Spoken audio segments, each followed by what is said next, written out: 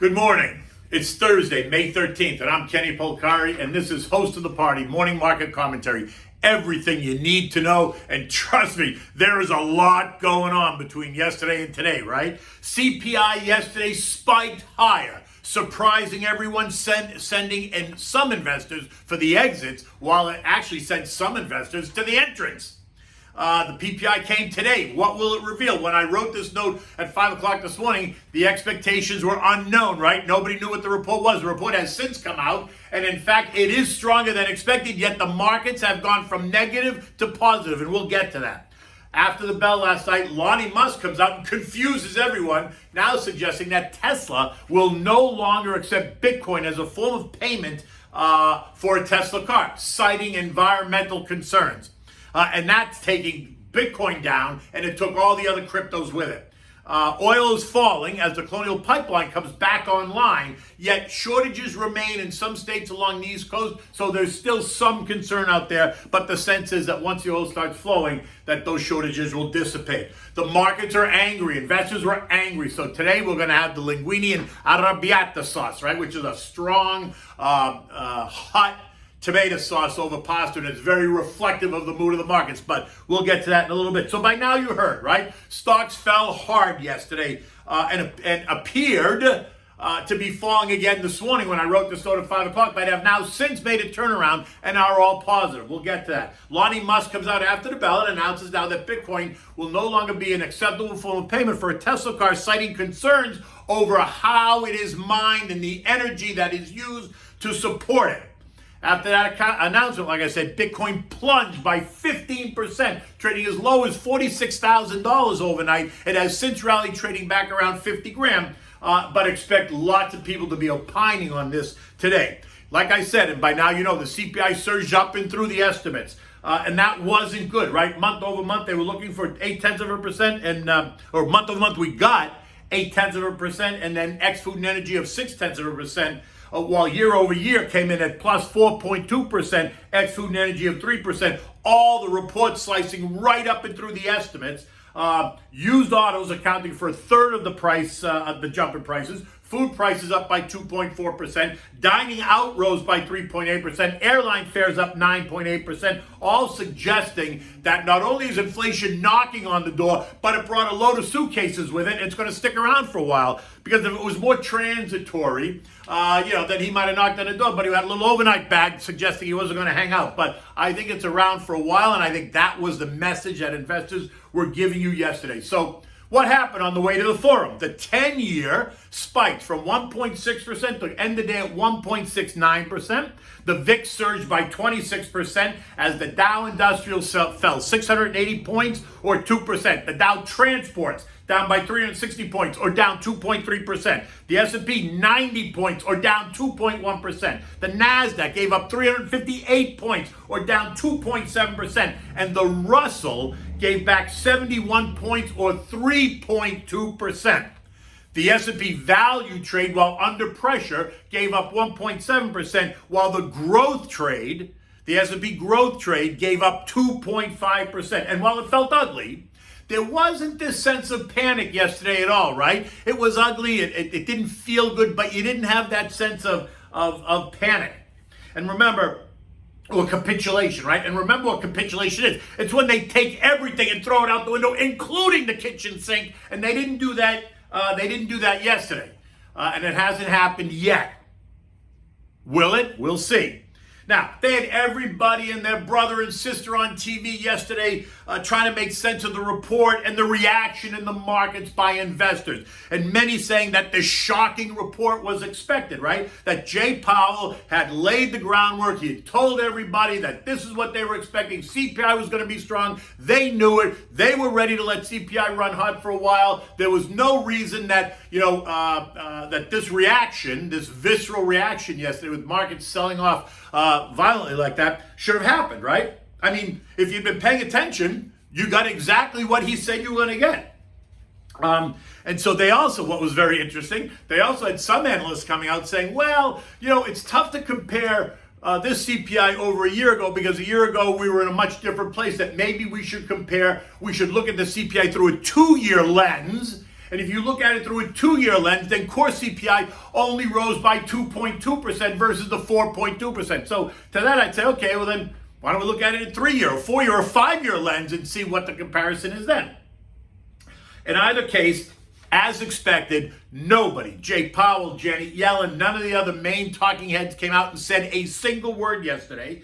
For 2 reasons. I think, A, they didn't want to add anxiety to the mood, but secondly, because there was nothing to say. They told you that this was going to happen. He laid the groundwork every opportunity he got. So as far as he was concerned, this was exactly as he predicted. So there was nothing to say, right? And so, but what was interesting, and here's what makes the market, is that some investors ran right for the door, right? The traders and the investors and the algos were all ready to hit the sell button, while there were others, traders, algos, investors, that were willing to hit the buy button.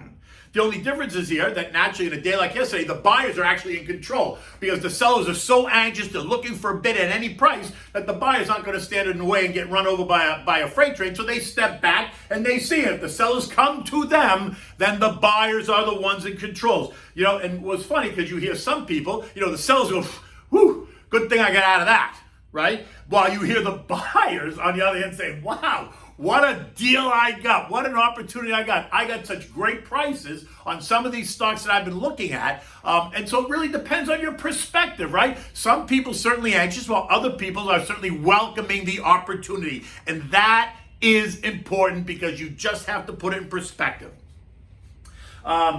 Anyway, I really wonder, you know, part of this problem is that the Fed has now made everybody feel that they're entitled to a response or to an answer, to an explanation every single time something happens, right? What would these guys have done in the 80s and 90s when the Fed said absolutely nothing? They would open the door on the Thursday, they'd step out to the podium, they'd open the binder, they'd make an announcement about what the Fed's decision was, they'd close the binder and they'd walk away and they'd shut the door. They didn't sit there and take all kinds of questions. There was no press conference. He didn't give you a Valium and say, come lie down on my couch and let me hold your hand. Are you okay with this decision? None of it. Markets had to figure it out, right? They were free to operate, and investors and traders in the marketplace had to figure it out. And so it's interesting because markets responded freely, right? That was the argument. And I would argue today that that's actually part of the problem. The fact that the Fed leaves itself so wide open. They hold press conferences. They take questions. They get backed into a corner. They want an answer every time something happens. When a temper tantrum happens and the traders stamp their feet, they expect the Fed to come out and say, oh, slow down. We're going to be more accommodative. That's baloney. And I think that's part of the problem. But that goes into the, you know, everybody gets a prize mentality. But let's not go there. Now look, the Dow and the S&P are hardly a reason to have a nervous breakdown here. They haven't even touched their 50-day moving average yet, right? So they're still well above their 50-day moving average, so hardly a reason to be panicky. Yes, the NASDAQ and Russell have broken both the 50 and the 100, so that's a reason for a little bit more angst, as you may see more of a flush in those names. But again, there's no surprise there, right? We've been talking about that. The high growth names are the ones that were going to come under pressure, and in fact, they have. And some of those Russell names, which certainly have turned around and made, you know, the Russell is so outperformed that it also makes sense that, you know, as people look to take money off the table, they're going to take it out of more of the outperformers, right? And while I thought that the Russell, you know, listen, the S&P and Dow are off 4% for the year. The NASDAQ's off 6 as of this morning, and the Russell was down 9. So all are still not even in correction territory yet, right? They're in that normal band of trading. And now while I thought the Russell was going to potentially test that 10% range this morning, suddenly the tone has turned, right? The PPI, in fact, has come out because now it's 8:40. So the PPI came out 10 minutes ago. In fact, the number was stronger. The number was stronger than yesterday, so that does suggest that prices at the input level are going up, and at some point those producers are going to pass them on to the consumer. So next month's CPI should be, if not as strong, maybe even a little bit stronger. Yet the reaction in the market is now to take the market higher. And why is that? Once again, because as people sat and they thought about it, and they dissected the report yesterday, and they dissected all the conversation and dissected what the Fed has been saying all along, that now there's a little bit of bargain hunting going on. There hasn't been a complete change in market psyche yet, but there is bargain hunting going on. So now we've seen the futures go from what were negative at 5 a.m. this morning when I wrote this note to now they've gone positive, right? The Dow's up 10, the S&P's up 5, the Nasdaq's ahead by 70, the Russell's up by 11, and it looks like the market is poised to go higher. And what I would say is just a bounce after the beating that we've taken over the last couple of days. And I'm not suggesting that that's good or bad. I'm just suggesting it's a bounce, right? Certainly there's going to be more to digest as we go through this PPI number this morning and what it potentially means, going forward, not only for the CPI, but then what it means for Fed thinking, Fed policy, and timing, right? Timing not only on rates, but timing on taper, and that the Fed is going to have to, if CPI next month comes out strong again, then the Fed is going to have to start thinking about doing something, tapering, raising rates, pulling back on some accommodation, however you want to describe it. And that's going to be kind of, I think, what keeps a cap on the markets at the moment. We may see the market, rally a little bit from an oversold condition. Again, remember the pendulum conversation, and that's fair enough. But look, once again, it's if you're somebody that has a concentrated portfolio in a single sector or one set of names, then yeah, you're probably going to have a little bit of a problem when you look at your portfolio this morning. But if you're an investor that has a well-rounded, diversified portfolio that gives you exposure across a range of names, and maybe over the last couple of months, if you've been listening to the conversation, that you've trimmed some of those positions in the high-growth names and you've actually put the money to work in more stable, recovery, cyclical, economic names that will do well in this rising rate and rising inflationary environment, then you should be okay. You should not be panicking by any stretch. And then the big one, after the bell last night, Lonnie Musk comes out and decides and makes his announcement via Twitter that he's no longer going to accept Bitcoin as a form of payment for Teslas because of the environmental concerns over mining and supporting Bitcoin, the amount of electricity that it takes to support and mine Bitcoin. And so therefore, that's negative. Now, I would say that's almost laughable, because what about the environment when you talk about mining for lithium or other rare earths or gold or silver or iron ore? Does that mining not mean anything to the economy, to the environment, to the climate? And so this whole climate conversation over why Lonnie Musk, decided not to take Bitcoin is a little bit curious, but we'll hear more about that as we go. Now, in the same tweet, he also said that he and Tesla did not sell one single Bitcoin ahead of this announcement. Okay, whatever. Maybe he did, maybe didn't. I guess that will come out in the wash at one point or another. One way or the other, Bitcoin did trade down to 46,000. It's now trading back to 50,000. The other cryptos got taken with it. Ethereum, which was trading in the 4,300s, did trade down to 3,800. I think right now it's trading around 3,900. And so that'll be something certainly to watch, and that will be a conversation, an ongoing conversation, right? This morning, like I said, U.S. futures were down, but now they are up. The PPI report came out. I told you what it was. It was a little bit stronger than expected, but yet the reaction in the market seems to be, okay, we're going to take this in stride, and maybe we're not going to have that same visceral reaction like we had yesterday, and so people are going to go bargain hunting. Like I said, all the indexes are now up in the futures market versus down. But you do have to consider, can the Fed really hold true to that 2023 plan, the one that they've been telling us about, that rates will remain low, the Fed will remain accommodative through 2023, not until 2023, but through 2023, which really means January of 2024. Look, European markets are all lower, right? The Asian markets got clocked overnight down 1.5% to 2%. European markets are all down closer to 2%. The story was all about the CPI from yesterday, period, the end. They were waiting for PPI this morning. Even though our PPI came out, European markets are still a little bit lower. The dollar index is up about 14 cents at 90.85, as the inflation story does offer some support for the dollar. Like I already told you about Bitcoin, Ethereum's at 3,700, and Dogecoin is trading at 39 cents. Look, the S&P closed at 4,063 last night, landing almost on its 50-day moving average, which is at 40.49. This morning's pre-market action did suggest we were going to test that, but now no longer, at least not on the opening, right? If the market tone changes during the day, that's another story. But right now in the pre-market, it looks like the markets will be higher and buyers will come in, sellers will back off a little bit, because once again, if the buyers come back, then the sellers are going to be a little bit more in control. They're not going to be panicking to get out. And so I would just, keep your eyes on that. Listen to the tone. Listen to what people say. Look, it's certainly not the end of the world. The repricing is something that we were expecting. It's actually good to reprice, right? And a lot of us wanted to shake the branches to see who would fall out. And a lot of those high growth names that have stretched the overall valuations, in fact, needed to come in order to bring the broader market valuation back to at least something that appeared to be more normal, allowing people to feel, once again, secure and stable.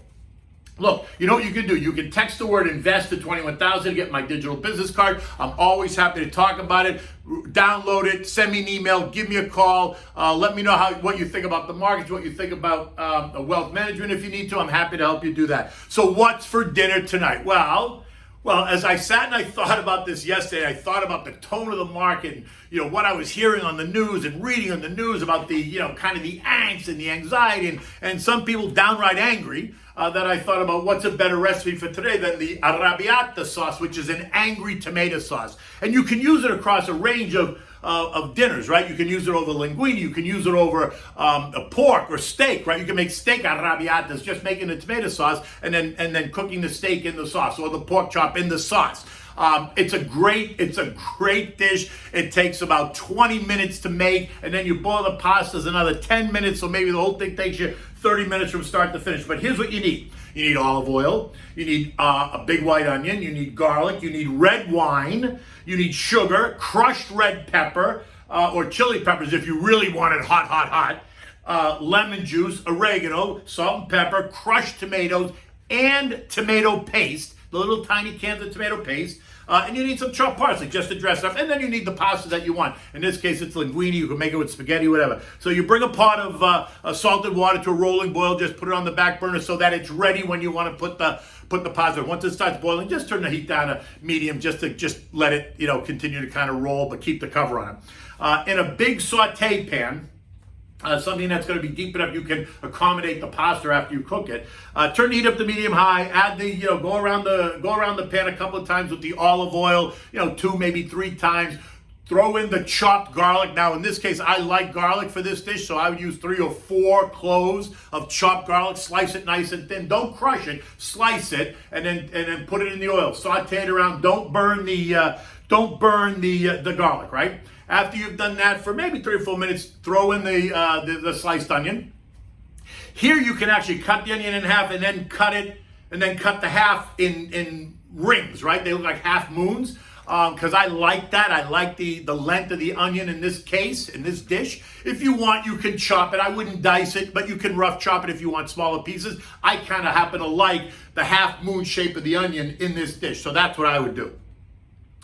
Put the onion in there, saute it around until it's soft, maybe another 5 minutes or so, right? Now you're going to add a half a cup of red wine, your favorite red wine. Use what you want. A Brunello, a Cabernet, something robust would always makes this dish taste better. You want to put a half of a tablespoon of sugar. You want to put freshly squeezed lemon juice. So take, lemon, roll it on the counter so you get the juice inside all ready to go, and then cut it in half and squeeze the lemon in the pan.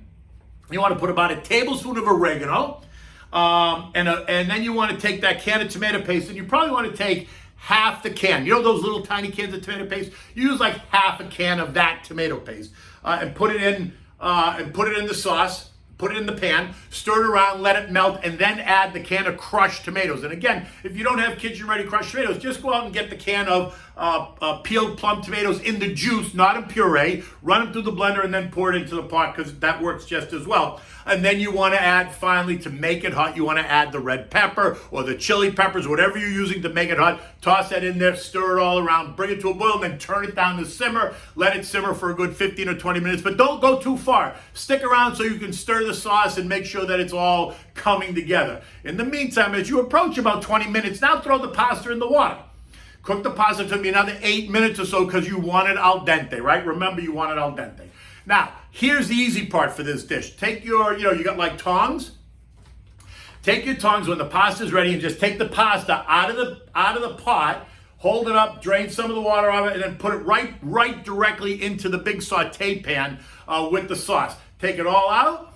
Mix it up, get it all nice and coated. If you need to, again, remember the trick is if you need to, if the pasta soaks up a lot of the sauce and feels like it's getting a little bit too dry, take a mug full of the pasta water and just add it slowly until you have that nice texture where you don't want it watery, but you want to maybe thin it out a little bit, right?